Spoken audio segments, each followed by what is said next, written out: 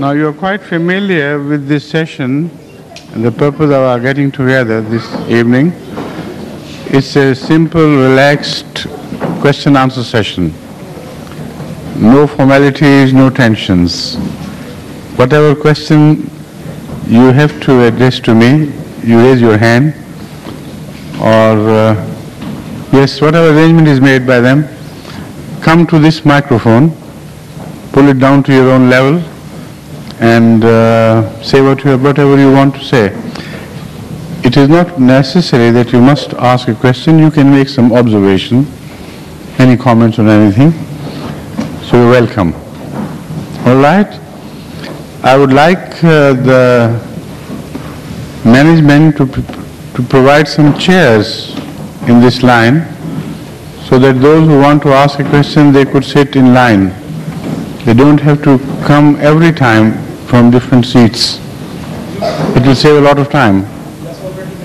Where is it? I don't see any. Oh, that line. That is, acha. That's okay. Thank you very much. Already there is a line of those who want to ask questions. You are the first?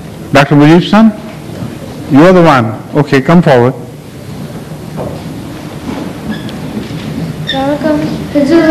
My question is, why do people in Pakistan persecute Ahmadis when the Holy Prophet did not force anyone to leave their religion?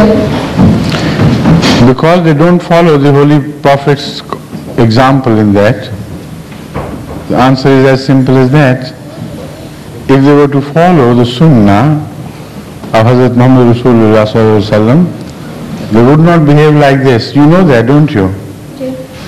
So you know the answer as well. They don't follow the Sunnah. Right?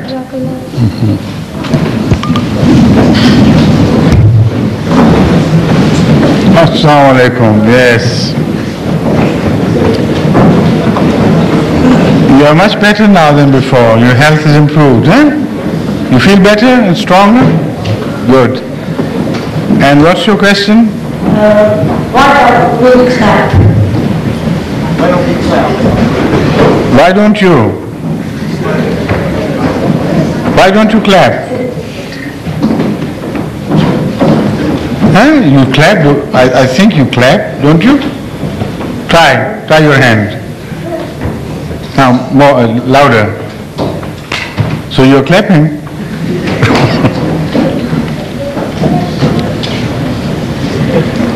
What do you mean by why don't we clap? You mean when we want to praise somebody, we give,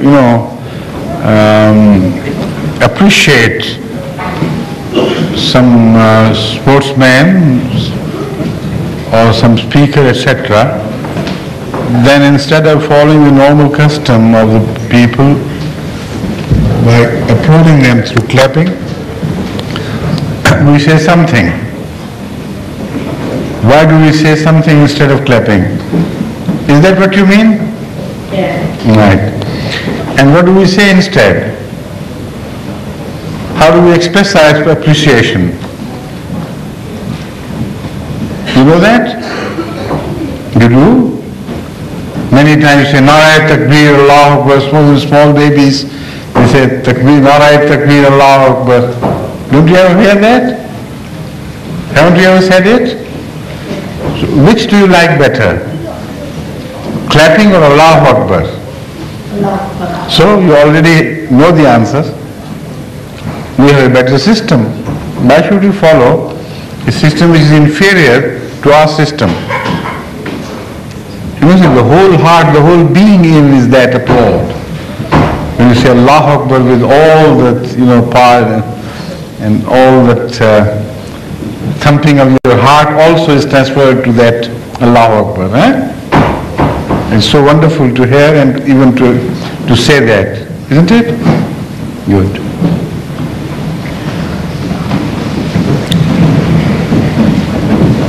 Assalamu alaikum. Wa alaikum assalam wa rahmatullah. Have you learned English enough now to ask questions in English? Yes. Good. Are we from the monkeys or are we from the fish? Because some some of my friends have called things that we come from the fish maybe because we can swim. So what do I tell myself? Come from this. What's it? Do we come from the monkeys or do we come from the fish? Some of his friends say that because we can swim. The fish I understood, but the second was monkeys. We come from the monkeys. What do you feel within you?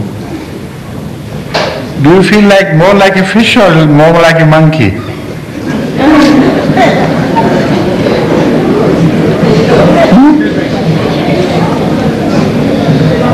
Monkey. More like a monkey. There is your answer. Has anybody felt like a fish? Never. And like a monkey? Yes. Sometimes you feel like climbing trees, mimicking others, and being nasty like monkeys are, and not playful like monkeys are. So you're closer to monkeys than fish, right? Okay.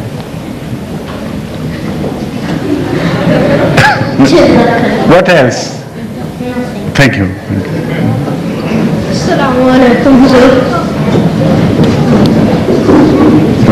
Assalamu alaikum. Wa alaikum assalam wa rahmatullah. My question is that in our namaz, why is it that in the first two rakats, after Surah Al-Fatiha, we read a portion from the Holy Quran, and in the last one or two, we only read Surah Al-Fatiha? That's right. You see, Surah Fatiha is the essential part of the prayer. And to read something of the Quran is additional. I understand it is so because in the beginning there were only 2 rakats to those prayers which are now said, which now possess 4 rakats or which have 4 rakats. Asr, Zuhr, Isha, they initially to begin with had only 2 rakats each. So this is the minimum substantial number of rakat. And this was always complete like, as you know, with Surah Fatiha and some of the portion of the Holy Quran. So later on these 3 prayers were added upon as far as the rakats go, and instead of 2 rakat they became 4 rakat. So that shows the difference and the parting line. There is a difference between that below which it's not possible, which is the substantive number of rakats of each namaz. Later on something was added upon, so only the essential part without which there cannot be any rakat was retained and the extra was left. Got it? Yes, Jazakallah. Why didn't you ask this question from your father or your mother? Huh? Your mother is a very capable lady, very scholarly lady. She knows so much about Islam. Also your father, of course, is the Imam. Huh? Did you ever ask them this question or not? No, I thought I would get a clear. What? I thought I would get a more clear explanation from you. Right. Jazakallah. Assalamu alaikum. Wa alaikum assalam wa rahmatullah. My question is, why do we eat homeopathic medicines when they've got alcohol in it? You see, somehow when the children speak on microphone, I can't understand the direction of the loudspeakers. I think is that way. So the sound which reaches here is all broken up and split sound as if. Huh? Yeah. So tell me again, even instead of speaking before the microphone, if you come forward and speak directly to me, then I'll understand you. Loudly, in my direction, please. What did you say? I said, why do we eat homeopathic medicines when they've got alcohol in it? Oh yes, now I got it. You see, medicine is medicine. Alcohol is forbidden as a drink for which intoxicates. And in medicine, however much you eat the medicine, it can never intoxicate you. Because for medicinal purposes, it is always a very small amount of alcohol which is used and which is present in the medicine. And you can't go beyond that. So if you have overmuch of that medicine, then it will become a poison. Then it will not be an intoxicating agent. You understand? So in medicines, the presence of alcohol is not against the purpose of prohibition. Right? Moreover, mostly we dispense homeopathy in pill forms, in sugar form, where alcohol was used once to medicate it, but got dried up ultimately, so that no trace of alcohol is left in the dry homeopathic pills. So if you prefer that, you can have that. There will be no alcohol in it, only sugar, right?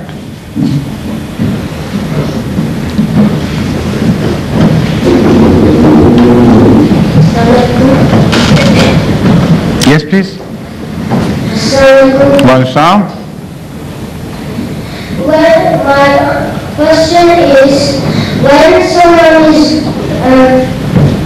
leading a prayer by Jamaat and there is no men, just ladies, who says the takbir An and azan. Yes. Azan is for Bajamaat namaz. It's not related to the sex, the type of sex, male or female. Azan is for Bajamaat namaz, so whenever you say Bajamaat namaz, if you say azan, I think it will be very good. Why not? Children can say azan in the house, and that also gives them an opportunity to learn azan, and they feel all elated when they say azan. So it's a good thing to practice azan even at homes, right? Can you say the azan? He's saying that when there's only ladies in the congregation. I've already heard it and I have answered it. I say when there are only ladies in the congregation, in the house, and they can say azan if they want to. It's not prohibited for the ladies to say azan, but that azan is not for the public. That's for the household. So if they say azan, there is no harm. Okay?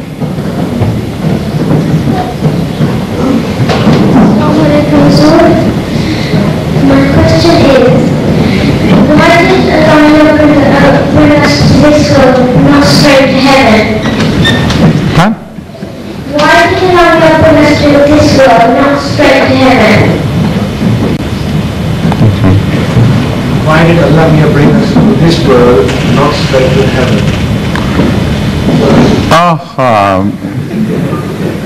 You mean when you were born, you should have been transferred directly to heaven? Is that what you mean? Instead of coming from hospital to your house, your mother's house, you should have been carried away straight away to heaven. Is that what you like? No, you don't like it. You're afraid of this, aren't you? You go to heaven only when you die. Because it's not this body which goes to heaven.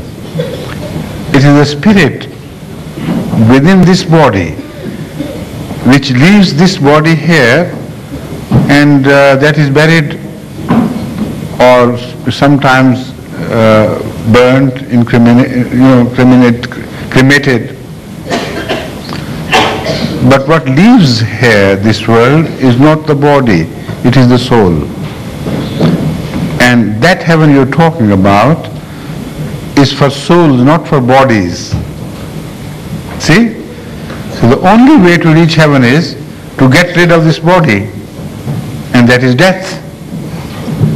Would you like to accept death for the sake of going to heaven now at this age? Would you like to die? So you've already answered your question. Correct?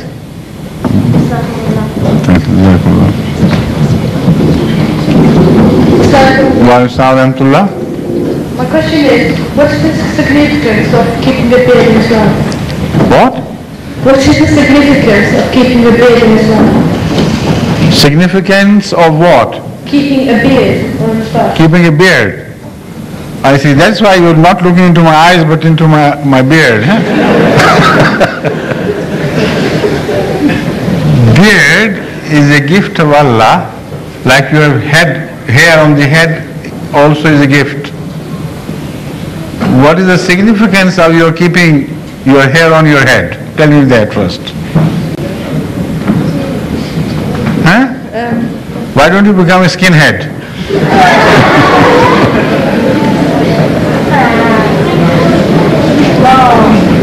Why? Because Because? I've had hair all my life and I know I want to keep my hair. You see, beard is a sign of manhood, and it makes you different from ladies more pronouncedly, more prominently. So it's a good thing to have a beard. And it comes when you come of age, not before that. So that shows that beard is a sign of manliness and adulthood. So when it is a sign, why to remove it and wipe it out altogether? That is a common answer, ordinary answer, which should be understandable by everyone. But from the religious point of view, Hazrat Muhammad Rasul Kareem sallallahu alayhi wa sallam is model for us. Whatever he did, however he bore himself, we like that and we want to follow him. And as far as the beard goes, we know for certain that he kept beard throughout his life. Not only he, but also all the prophets of Allah did. So that means that there had to be something, some advantage in that having the beard. That is why they followed it. So even if you don't understand all the details, you should follow the examples of good people whom you follow. Okay? Second.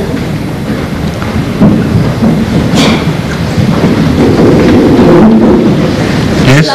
Bansam? My question is, why can't you pray facing towards a picture? Facing a picture? Yes.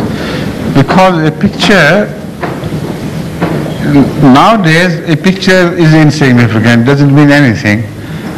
But because it has been a practice of the idolaters to face before pictures or idols, statues, so this similarity becomes intolerable for a man who believes in only one God, who believes in bowing to nothing but one God. La ilaha illallah, Muhammad Rasulullah. There is no object worthy of worship, none worthy of worship except Allah. So the picture detracts your attention and reminds you of those stupid, ignorant days when man used to bow to pictures. So it's better to remove it altogether. Right? Thank you.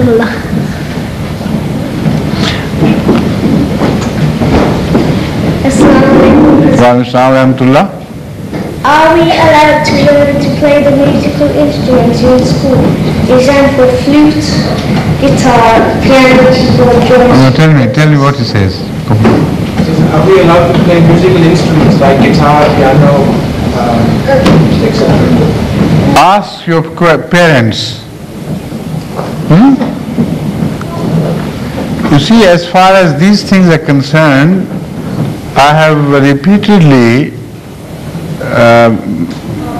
tried to make Ahmadis understand that you should not ask these questions which happen to lie on the fringes of do's and do nots in public, so that if you hear an answer in no from me, a categorical no, then it will become very difficult for all of you to follow that, and if you after hearing me don't follow that, then it will be a sort of a defiance. And if you do not over much emphasize these things and try to keep away from music as far as possible, then take this edict from your own self. Ask yourself whether it is good in the ultimate effect or bad. When you think over these things, then the answers will appear to you yourself, themselves, by your concentration. And that will take a long time. You don't belong to that age group where you can answer all these questions. So I don't want to get involved in a long philosophical discussion or long discussion of this and that, do's and do nots, at this level with a child like you, right? So that is why I said, why don't you ask this question your parents? Their answers will remain limited to the house. But if I answer this question in clear cut, then this answer will be carried throughout the world. And it may lead the Jamaat to many difficulties. You understand? So you better withdraw your question. Right? Good.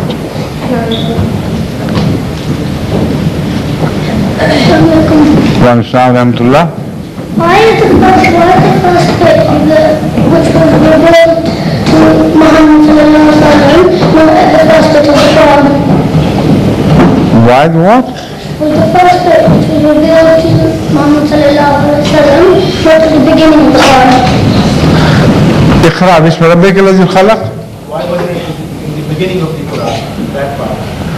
You see, the Holy Quran, as we find it today, is not arranged chronologically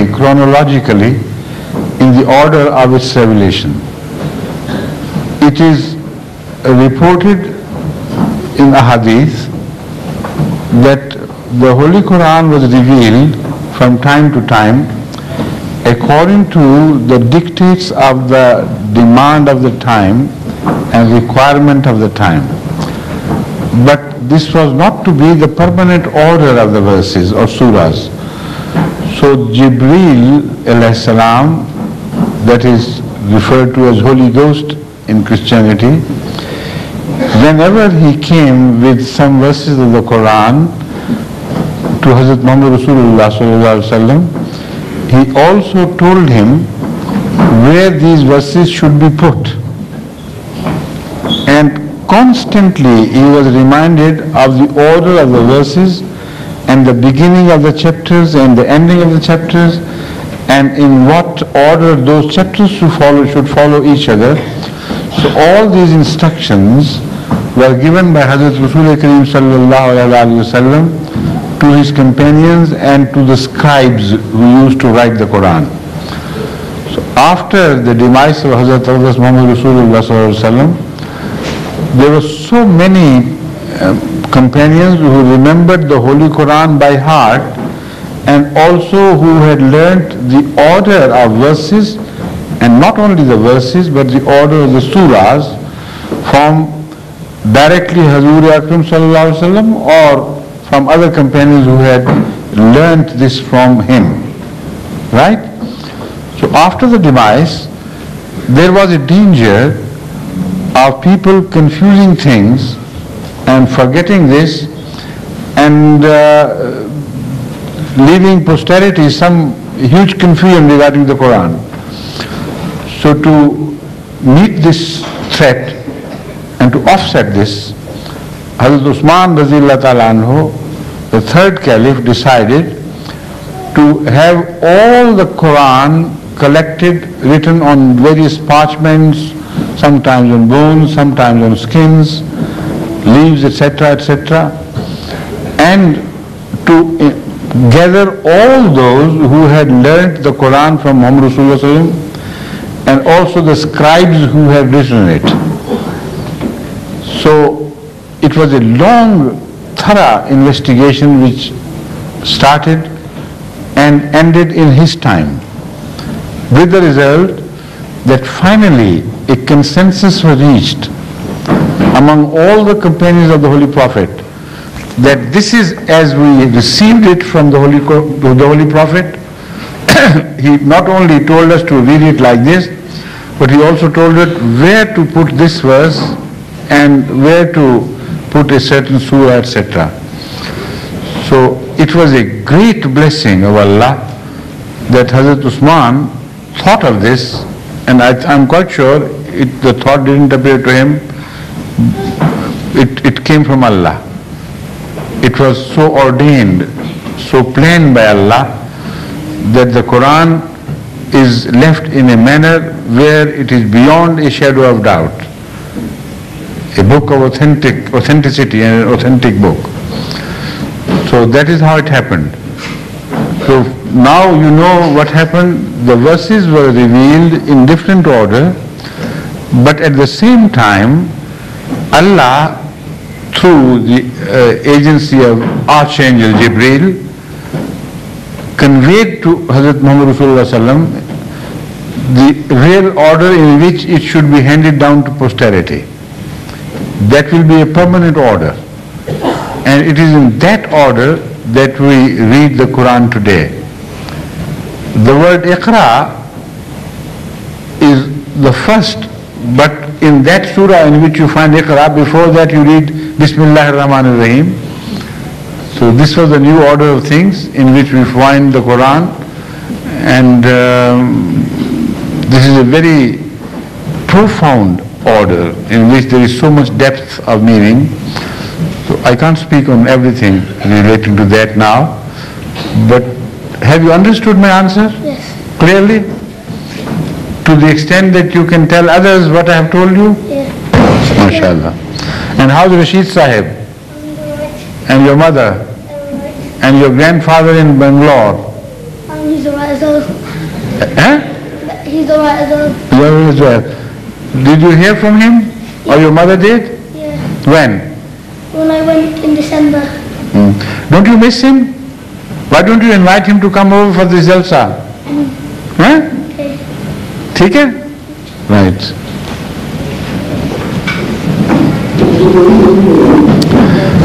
Mohammed, how are you? Alright. Fine? You are growing very fast now. Huh? I see you increasing by the day. In height, I mean. So, why is a person allowed to have more than one wife at the same time? Why is a person allowed to have more than one wife? Yeah. Are you worried about your father?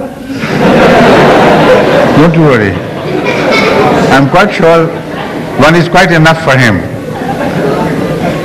How many among your relatives have married more than once? None as far as I know. See? So there is no problem. This problem, when it comes, it will come in a manner that you will all understand. Sometimes during wars, there is a large-scale slaughter of men, and a surplus number of women are left, which, if they don't find a husband, will corrupt the society and create so many problems. So this permission of Allah is a very wise permission which is applicable to some human phases in their history. But also in ordinary times, sometimes there is need for marrying more than once, and that is understandable. When somebody marries, then people understand that there was some need which was genuine. But the permission in itself is wise. You can always tell your Christian friends as to what happened during the First World War, or after the First World War and the Second World War. As an aftermath of these wars, when the number of women increased by a large proportion in European societies, because Christians were not permitted to marry twice or more than two times, the whole society was imbalanced. There was a much larger number of women in the society than men. So those extra women, what were they doing? They were corrupting the society, corrupting the husbands of those who were married. So practically, they were living with so many wives, in fact. Only this time it was not legalized. So the issue is whether you should have legalized wives or illegal wives. Of course, legalized wives is a much better and saner answer, isn't it? Right? So I hope you don't wish to be born after the war. I hope you don't wish that you grow up at a time when there is an after a war period, when you can marry more than once. You understand my question? What do I say? Pardon? What have I said? You said that you wouldn't like to grow up. I wish that you are not nursing a wish in your heart that you grow up at a time, you become marriageable at a time when a war is just over and there is a surplus of women, where men can marry more than twice. Now you understand what I'm saying? Yeah. And is that what you wish? What is your personal desire? Tell me. Why did you think at all of such a question at your age? That is what is bothering me. I'm wondering why. Because you told me in answer to my question that there was no person to your knowledge in your entire large family who had married twice. Correct? Yeah. And the present period of peace is where we find the women to be almost in the equal number as that of men. Correct? Yeah. So why did this question occur to you? And you are so young, you are not yet adult, are you? Why this question occurred to you? That is what I'm wondering. Can you answer? No? No. Why I'm saying it is because I wanted to understand. My comment was just by way of joke. Don't take them seriously. What I was wondering was, do you confront such questions at schools from your Christian friends? Yeah. So why didn't you tell me that? You should have told me this idea didn't occur to you, but it was because Christian friends in school ask you this question very often. Correct? Yeah. So now can you answer them properly? Are you well equipped with this answer? Do you remember it clearly? So that whenever you are faced with such a question, you can respond to your own and to their satisfaction? Right? Yeah. Good. You see, once I remember, I thought of this because when I was a student of the University of London in 1956, long before you were ever, I think your father was born, of course, at that period, but not you. Huh? Certainly not. Huh? Yeah. So at that time, when there was no family of yours to have given birth to you, when I was a student at the University of London, we, the Muslim students, were generally confronted with this question. And sometimes some non-Muslims tried to tease some Muslim boys by way of mocking at them, joking with them. And once I remember a Muslim boy at the university was suddenly confronted with this question. Somebody was in a nasty mood. He said, "Look here, I understand you have 4 mothers." So the immediate response was, "And I understand you have 4 fathers." You know, it was a pun on the word forefathers, but a very quick response and a good repartee. What he meant was that here you live in a promiscuous society where you don't care free mixing with each other. So if I say you have four fathers, it is not just an allegation, it may happen. So this answer was by way of a response to a nasty question, but there is wisdom in it. The hard fact is that in those societies where they do not permit men to marry twice, more than once, when such situations appear where extra number of women are left, then there is a free mixing on both sides, then permissiveness develops, and then it's not just a question of man having four wives, then it also becomes a question of polyandry, where women don't hesitate to have extramarital relations. So the whole society is corrupted. So this is another aspect to which I wanted your attention to be drawn. If such debate grows further, you can point out at this evil as well. Right? Thank you. Assalamu alaikum. Muslims are accepted and last week, what in your opinion should be my... What is he reading? What is he reading to himself? So he's saying his family has accepted it. When? His family has accepted it last week. Yes. When? About a few weeks, about last week. About last week. Last week, And has he also accepted Ahmadiyyat along with the family or not? Yes. Yes. And which family do you belong to? Could you introduce your family background, please? Birmingham. No. Birmingham is not your family background, is it? Do you hail from Hindu, Muslims, Christians, or what? From Muslims. From India? Originally? Or Bangladesh? From Bangladesh. Are you coming from East London or Birmingham, right? Right. So when did last week your family became Ahmadi Muslims all together, right? Okay. Now what is your question, please? What in your opinion should be my priority to become a good Ahmadi Muslim? What in your opinion should be my priority to become a good... Yes. You see, the priority of every Muslim is the same as the priority of every Ahmadi, because we are Muslims. So you should understand fully that you have not changed your religion. You have changed your understanding of that religion with the purpose that you become a better Muslim.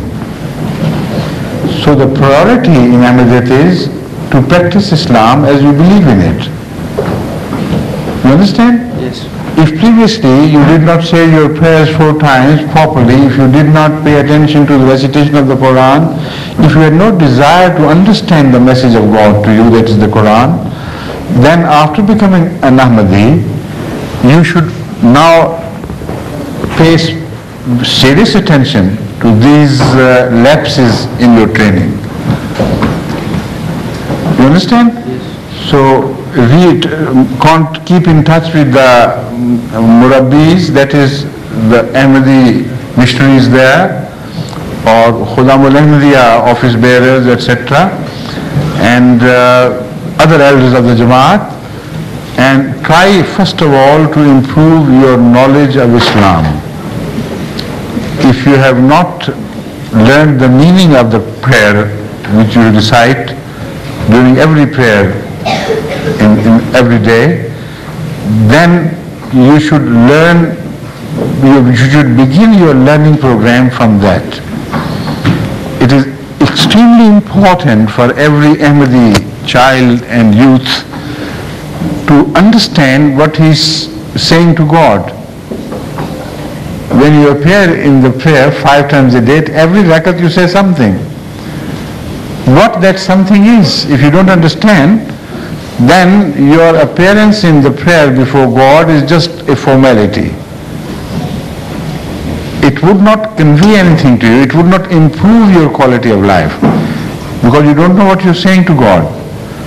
So this is most important. In answer to your question, I address all the children here that they must, all of them, without fail, pay special attention to the meaning of the namaz, as we call it, and learn what the meaning of Alhamdulillah and other surahs and Subhana Rabbiyal Azim and Allah Akbar, of course, and then Sami Allahu Liman, and all through the namaz. And once you have learned the meaning, then when you appear before Allah, then concentrate on the meaning of what you're saying. Then your education program will begin. Because the best educator for a Muslim is namaz, that is the prayer. And in addition to that, not after that, in addition to that, you should try to learn how to recite the Quran directly from Arabic, and then to improve your understanding of the Arabic text of the Quran. Normally I have found people living in the West consider it sufficient to read the translation of the Quran, available in English, French, other languages and so on. Now this is not right. A translation is never perfect. It's impossible for a translation to carry all the meanings, and correctly so, which the original message of the Quran contains. So it is highly advisable for Ahmadi youth, particularly at this age, learning age, to begin to learn the Quran directly from Arabic text and improve its understanding. It's not difficult if you apportion yourself small sections of the Quran daily according to your capacity, but stick to it and just be persistent in this pursuit. Then inshallah, within a matter of year or two, your knowledge will increase many folds, and you will feel much happier with your being a Muslim. Then you can infer yourself from the verses of the Quran, you will become more familiar, and then you will begin to fall in love with the Quran, which otherwise you cannot. See, how can you fall in love with something whose beauty you do not know, whose beauty has never dawned upon you? So to fall in love with the Quran requires your direct relationship with the Quran and understanding which is repeated day to day. Every morning, every day you come into contact with the Quran. So that is a long program. But to begin with, I want you to set yourself the task of daily reciting the Quran and beginning your day with the recitation of the Quran. After the prayer, of course, morning prayer. So even if you can recite only 4 or 5 verses, even if you have 5 minutes available, fix that 5 minutes and never forget to recite the Quran during that fixed period of 5 minutes. Gradually, as you understand, gradually as you become familiar with the recitation, as you are enamored by the beauty of this verse, these verses, you will begin to increase the duration from 5 to more minutes and so on and so forth. I know some people, they recite half of a para, that is part. The Quran is divided into 30 parts. So some people recite half a part daily and finish the Quran in 60 days. Some people do it 1 para daily and finish the whole Quran in 30 days. But at your stage, even if you do it 1/8 of a para, that would be quite something, about 2 rukus. So that is the second learning program which I suggest to you. Then learn more about Ahmadiyyat and the differences of views the Ahmadis have with the understanding of Islam of other Muslims. Basically, the fundamental to this question is the question of Jesus Christ's life. Is he alive, bodily alive, and waiting somewhere in the heaven for his return to this earth, or did he die like all other prophets of Allah and return to God? This is the first question with which you should become familiar. And as you know, perhaps by now, you have become an Ahmadi, you should have known by now that we believe that Jesus Christ died like all other prophets, like Hazrat Muhammad Rasulullah. It is not that special in the sight of Allah that Prophet Muhammad should die and he should not. He died an ordinary death like every other prophet, but he did not die upon cross. That is our difference of belief as to what happened to Jesus Christ with the rest of the Muslims. This is our difference with the rest of the Muslims. So you should learn from your murabbis, from other elderly Ahmadis, the arguments in favor of our belief from the Quran, from the Hadith. And you should be so sure of your beliefs and the supporting evidence that whenever a non-Ahmadi friend of yours, erstwhile there must have been many non-Ahmadi friends of yours, if they ask you, why do you believe in this? You should be able to answer them. If you are satisfied yourself, then you can answer them also to their satisfaction, I hope. So this is a long, slowly building program, an educational program, and in general you should improve your conduct in relation to your friends. They should see in you a noble boy who is a good ambassador of Islam. Correct? Thank you. Now you understand English very well. Do you also speak Bangla? Very well? So why don't you come occasionally, if you can, possibly, on some weekends and participate in our television program. If you can translate from English to Bangla, you can ask for some cassettes and translate them into Bangla and fill those cassettes in Bangla translation. And that would also help you in learning more about Ahmadiyyat. Right? Good. Please. You are Mansoor Shah's son? No, I'm sorry. Whose son are you? Who's your father? Chaudhry Imtiaz. Huh? Chaudhry Imtiaz? Yes, please. The style of your face was very close to the style of Mansoor Shah's sons, children. The question is that at what minimum age are we allowed to do Hajj? क्या है कुछ नहीं समझ आई. At what minimum age are we allowed to do Hajj? There is no minimum age as far as optional Hajj is concerned. As far as compulsory Hajj is concerned, compulsory in the sense that it is obligatory on every Muslim to perform Hajj once a lifetime if the passage is safe and if financially he can support it. So that age is adulthood. When you reach the age of majority, when you become an adult answerable in the sight of law for your actions, then this Hajj is compulsory. Below that, it's optional, and even a child carried in the lap of his mother can perform Hajj along with the mother. Okay? Would you like to perform Hajj? Would you like to perform Hajj? Yes. And are your parents planning to go to Hajj? No? So when they do, you just tag along, okay?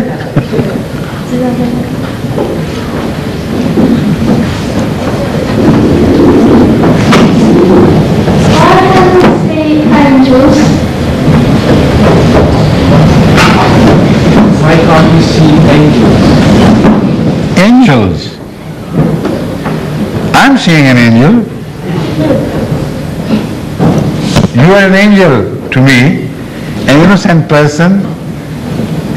you are of an age group where you don't commit any crime, any sin. So this is angelic, isn't it? All children are like angels. Good children, I mean.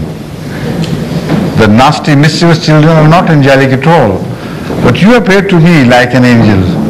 So I am seeing an angel and you are not. Huh? You see, now coming to the question, the real question I mean, angels are not made of that material of which we are made. Our physique is different, the material of which we are molded is different, and it was opaque. And when something is opaque, it means the light cannot go through it. Then light reflects, and that is how you begin to see images. Right? If you see a glass, a sheet of glass, which is so clear and so well polished, clean, sometimes you'll be surprised that you just miss it altogether. Sometimes in some window shops, there is such a clean glass that people fail to see it and just strike into it, you bump into that glass because they don't see it. Why don't they see it? Do you know? Because the light is not reflected back from that glass. It passes through altogether. And because it passes through, it doesn't come back, so your eyes don't see anything. So angels are made of a material, spiritual material, which does not reflect light. So nothing strikes them and returns to us. So you can't see them. Can you see air? Is there any air here in this room or not? You are breathing air, aren't you? Can you see it? Why not?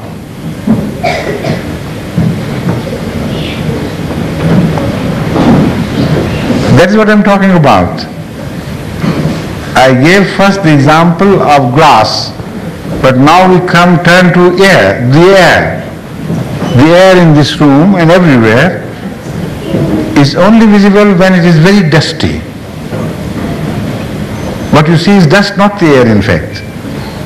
But when it's clear, then you don't see air at all. Yet it is there.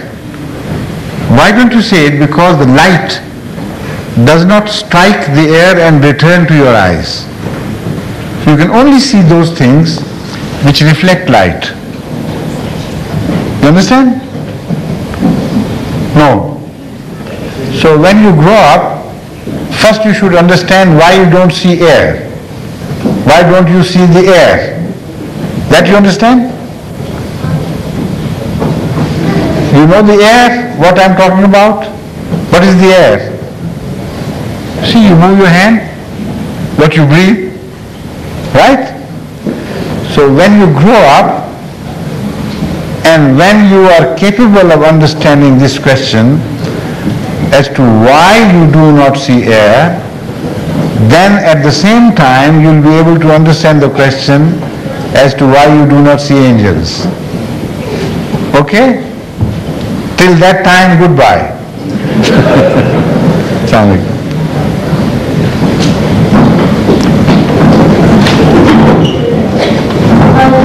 Wa alaikum salam. Who was the first man to be born? Who was the first man to be born? I'm sure it was not you. The first man was born so long ago that some say it was hundreds of thousands of years ago, that we don't know. We don't know the history of man beyond even 10,000 years. In fact, the history of man, even a few thousand years ago, is very confused, and very, very little do we know of what was happening at that time. So how could we know who was the first man? Because the first man appeared on earth a few 100,000 years ago. So You have asked me a very difficult question. I accept defeat. You understand? What I say is, you have asked me a question where you have defeated me. I cannot answer it. Because you are talking of a time which is so long ago that no man on earth can say who was the first man born. Right? Thank you.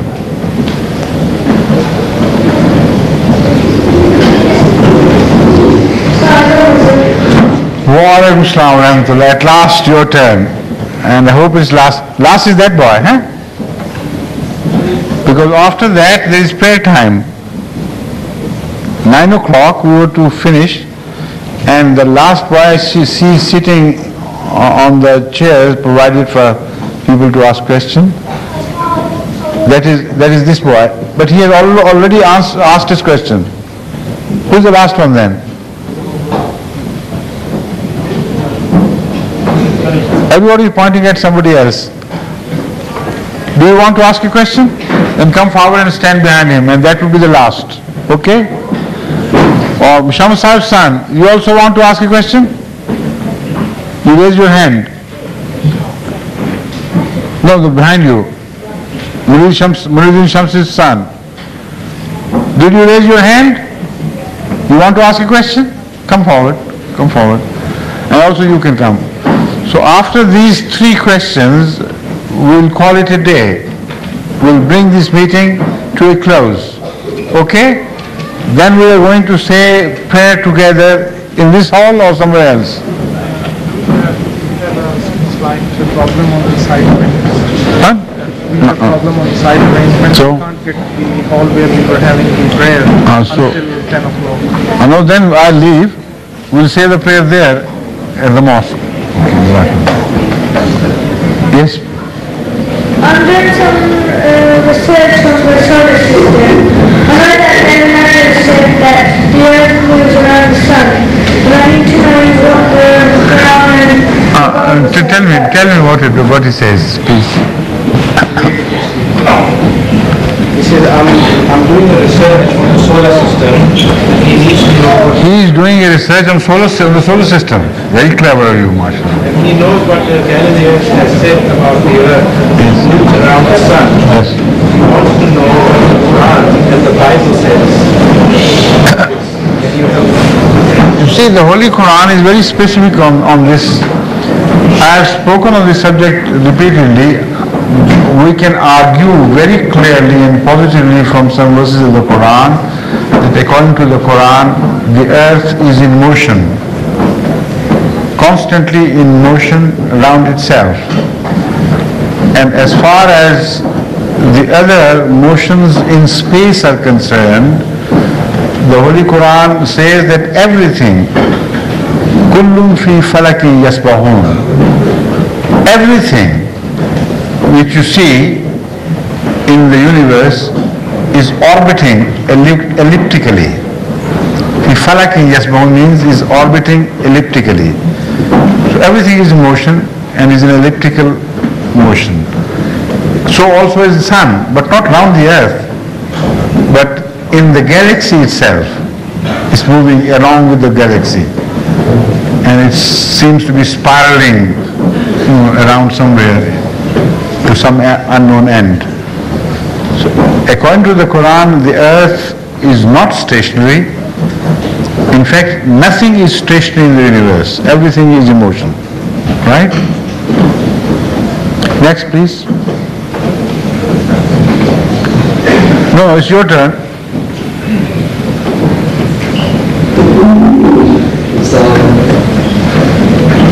I'd like to ask, why do you pray 5 times a day?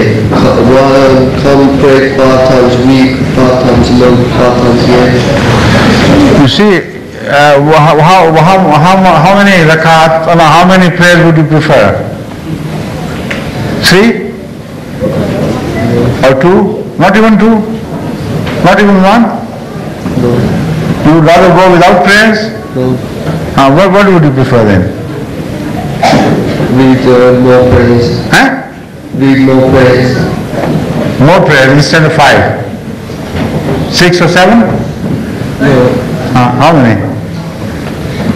5's enough. 5, all right. So when you're satisfied with 5, why are you asking me why? You see, whatever number you fix, your question will still raise its head. Why this number? So that means the question is absurd, meaningless. God has fixed the number according to the requirements, and He understands them, and He has not explained as to why in detail.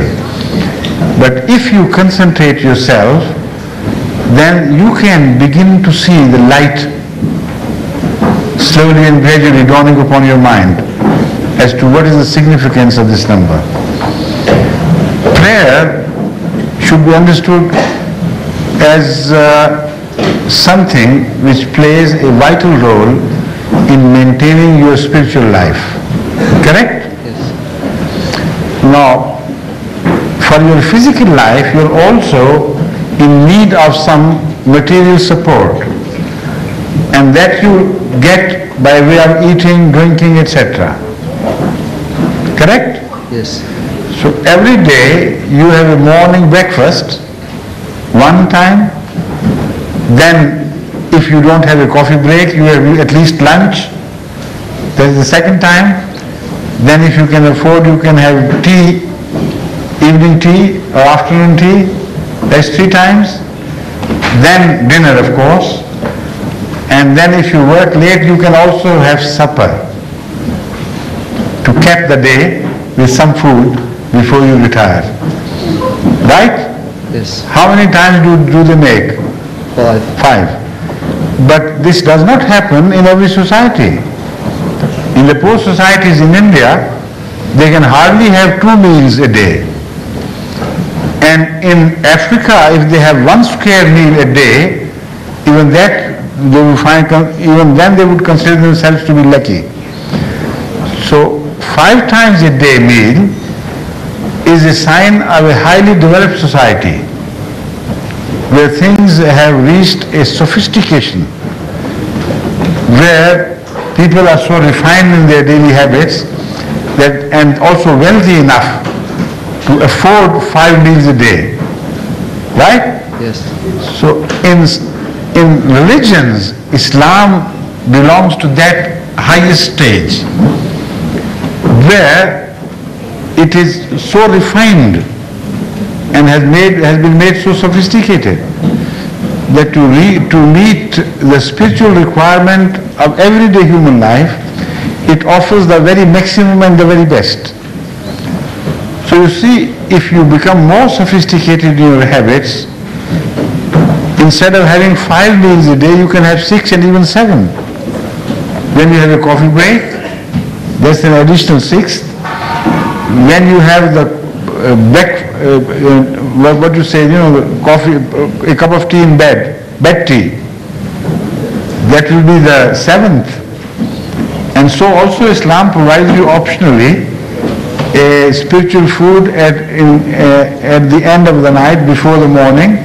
This is tahajjud. And then ishraq as well.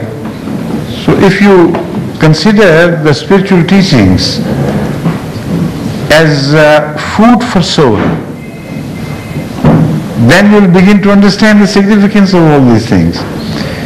If you consider that just as an obligatory something, then you'll never understand the meaning of numbers. Right? Yes. Thank you. Exactly. Next, Shamsai's son. What did you do to your left arm? Well, I was playing football and I slipped over. You're doing some what? Some mischief? Football. Football, playing football. Oh, and you played it with hand. Yeah. And you broke your arm. I cracked it. Oh, very sad indeed. So tell me, what your question is, please? Well, why is Isha was lost?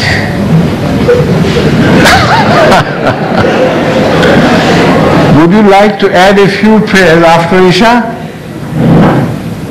No?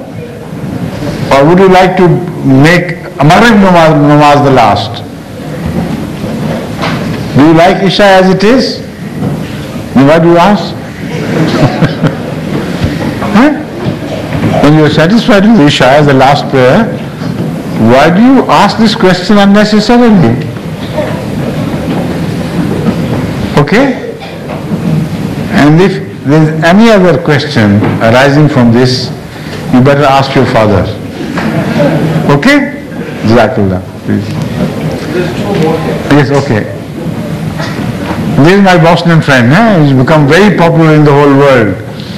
I keep receiving letters almost every day referring to that program of ours, when the first time you appeared on television and we loved each other so much and hugged and cajoled. You remember that? Yeah. So people like that so much that no day has passed since, but I have received appreciation of that program, and people also talk of you as a lovely boy. Okay? It makes you happy?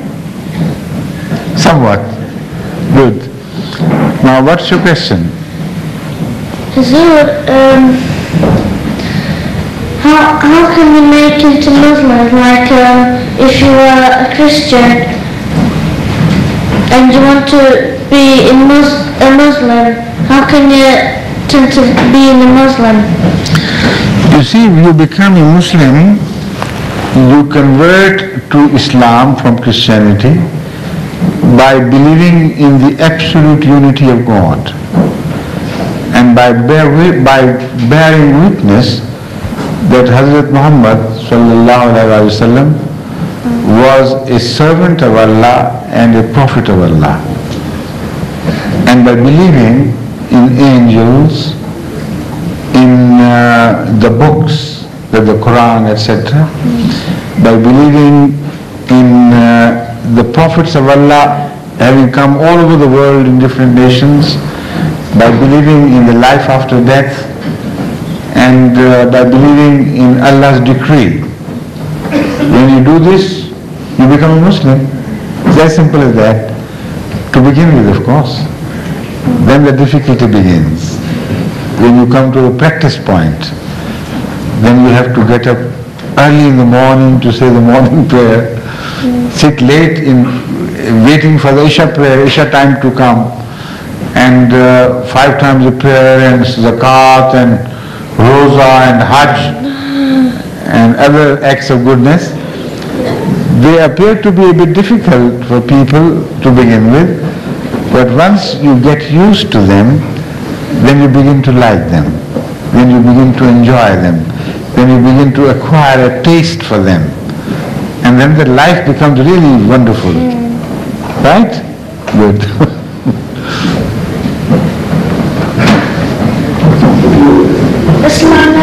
Wa alaikum salam. That is the last question?